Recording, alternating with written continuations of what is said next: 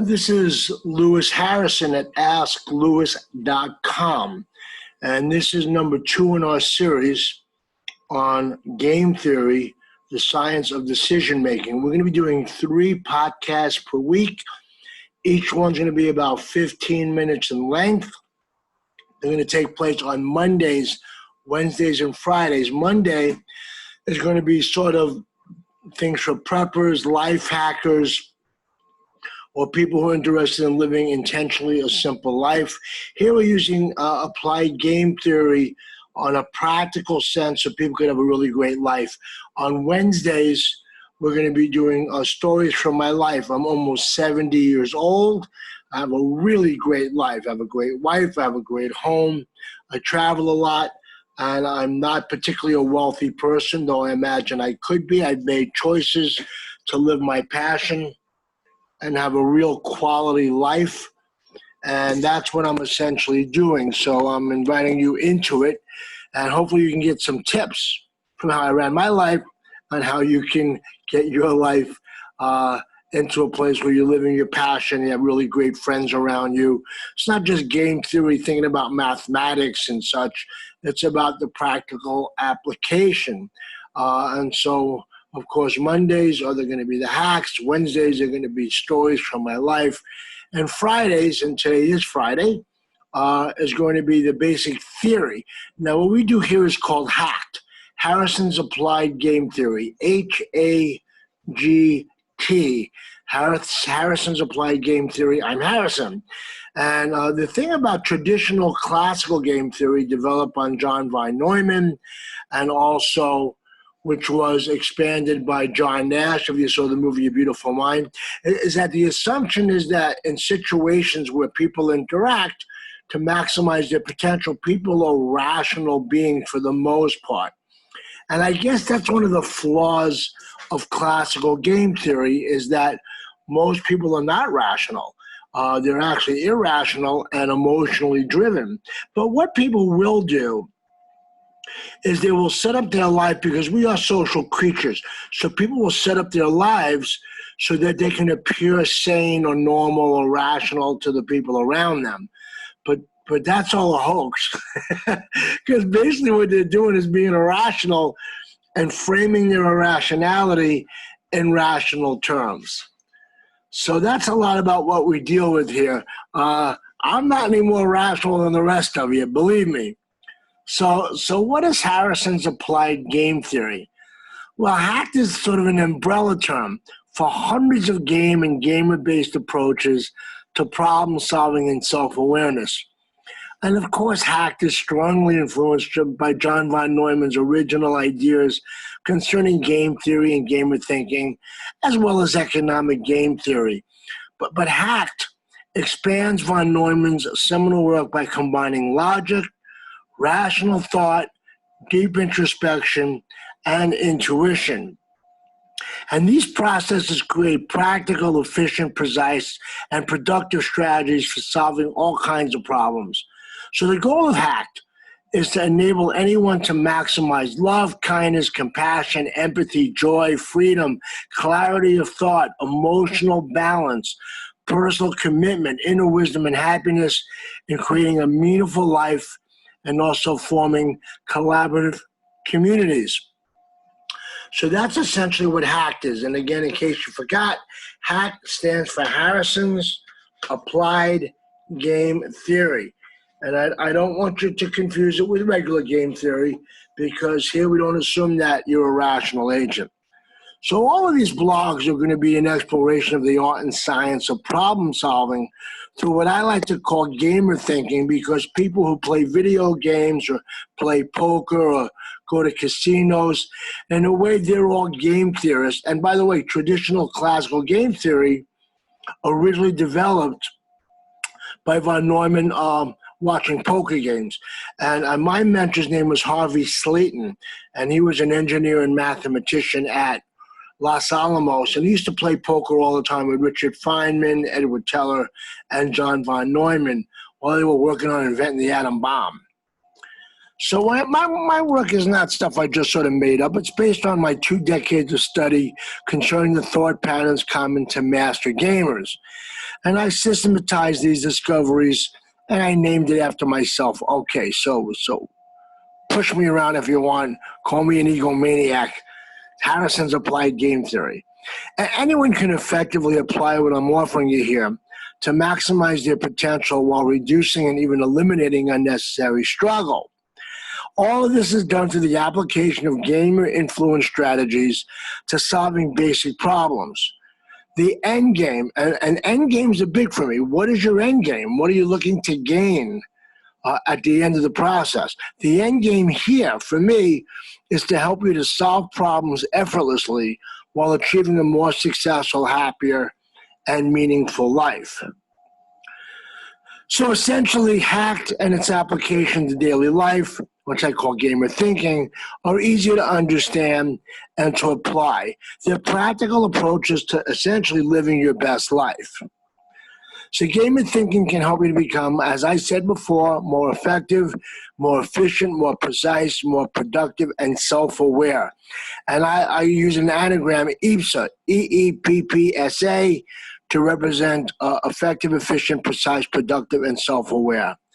And when you do EPPSA, you're maximizing your individual or a group potential at the lowest possible cost.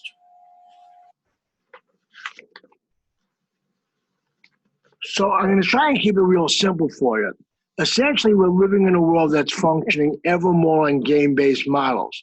If you don't get on board with gamer thinking, you're going to be left behind. And this blog and my vlog, and also there's videos on game theory, the science and art of game theory. It's organized by an extraordinary group of mentors, business people, professional problem solvers, game theorists, and practical philosophers. We all got together back in 2007 to expand and support the work that I was doing in game theory, and they helped develop the work. So I'm not alone in this. I have a team of people, but most of them a lot smarter than I am, who are creating this. We like to call it the problem-solving project. Essentially, it's a Mission Impossible kind of group without Tom Cruise's ego, I guess. So we're really egalitarian here. Everybody has their own talents. Some are tech people, some have leadership qualities, some have strategizing qualities, but they're all using different models. And the key is to offer help and support to individuals and to organizations in developing tools, tips, and strategies for solving problems of all types. So we really approach, and any approach to personal development, will accept it, but we're built on love and compassion and using all of the studies that we're doing to serve other people. Traditional game theory can be kind of cold. It's not really a moral system. It's not really an ethical system. What you're looking at is the world as if it's a game. There are players, there are rules, there are referees, there are cheaters, and there's win-win games, there's win-lose games.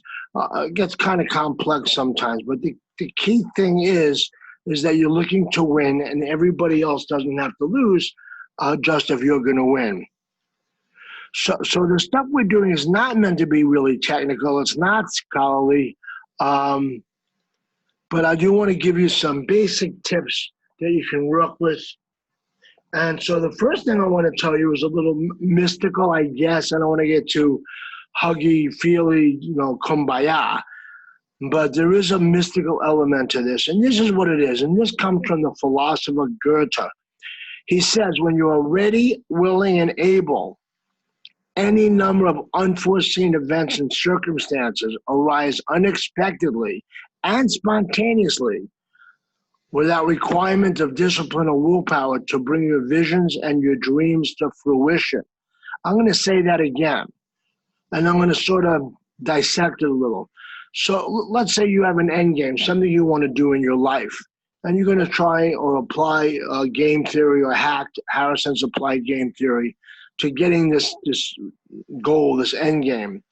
Well, in order to do that, you have to be ready, you have to be willing, and you have to be able. If you don't have those three things in place, It's not going to happen. So for us, being a real game thinker requires some introspection, some meditation, and some contemplation. You need to know what ready is, and are you ready to do something? And if it gets a little uncomfortable, are you willing to get out of your comfort zone? And do you even have the resources or the skills to do this? And if you do, if you're ready, willing, and able, then any number of unforeseen events and circumstances, they will arise automatically like a miracle. And they'll arise unexpectedly and spontaneously. You're not going to have to get a lot of discipline or willpower, but when you're ready, willing, and able, the process goes into place, and it will bring your visions and your dreams to fruition. I'm not making this up. This is from experience. So that's where we're going to start. So let's sort of go in slowly. We're going to train you to be a game thinker, a game-based thinker. And in order to do that, you got to go back to games. One of the very first things we do in life is play games. And to play is to engage in a wide range of voluntary activities for learning, as well as for recreational pleasure and for enjoyment. It's genetic. It's inherent in our makeup. It doesn't matter where in the world we are, what country we are from, where the culture is that defines us.